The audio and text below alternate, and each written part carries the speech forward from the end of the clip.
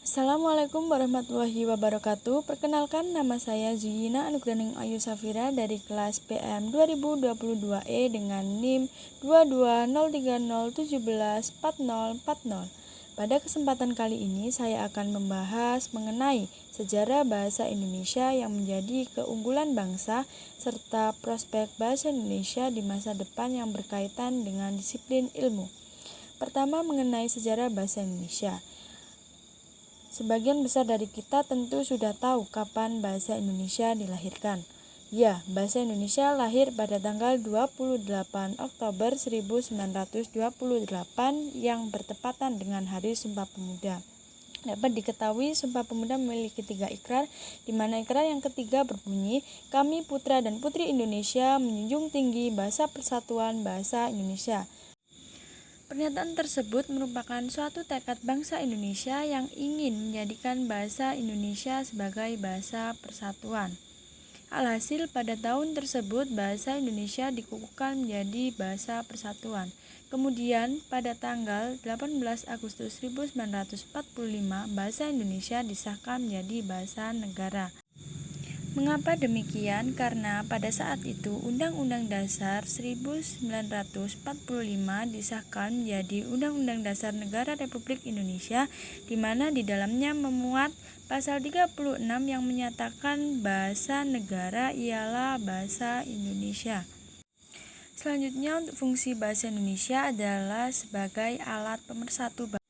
Indonesia merupakan negara yang terdiri dari beribu-ribu pulau dan suku bangsa, di mana berbagai suku bangsa tersebut memiliki bahasa daerah untuk berkomunikasi satu sama lain. Bisa dibayangkan jika berbagai suku bangsa tersebut berkumpul menjadi satu, kemudian berbicara menggunakan bahasa daerahnya masing-masing, tentu orang yang dari suku bangsa lain tidak dapat memahami arti pembicaraan tersebut. Nah, dengan adanya bahasa Indonesia, kita tidak perlu mengkhawatirkan hal tersebut terjadi karena bahasa Indonesia dapat mempersatukan dan mempererat hubungan antar sesama tanpa memandang latar belakang suku, budaya, dan bahasa kita masing-masing. Dilihat dari sejarah dan fungsi bahasa Indonesia, tentunya bahasa Indonesia memiliki beberapa keunggulan, di antaranya pertama, bahasa Indonesia merupakan bahasa paling besar di Asia Tenggara, di mana persebarannya mencapai 47 negara di seluruh dunia. 2. BIPA juga telah diselenggarakan oleh 482 lembaga di seluruh dunia. Dan yang ketiga, pelajaran bahasa Indonesia dijadikan pelajaran oleh kampus-kampus kelas dunia seperti Eropa, Amerika, Australia, dan kampus-kampus ternama di kawasan Asia. Selanjutnya, mengenai prospek bahasa Indonesia di masa depan, di era globalisasi saat ini, bahasa Indonesia sudah terancam kedudukannya. Sebagai warga negara Indonesia, kita harus mampu mengemban dan mempertahankan bahasa negeri kita sendiri.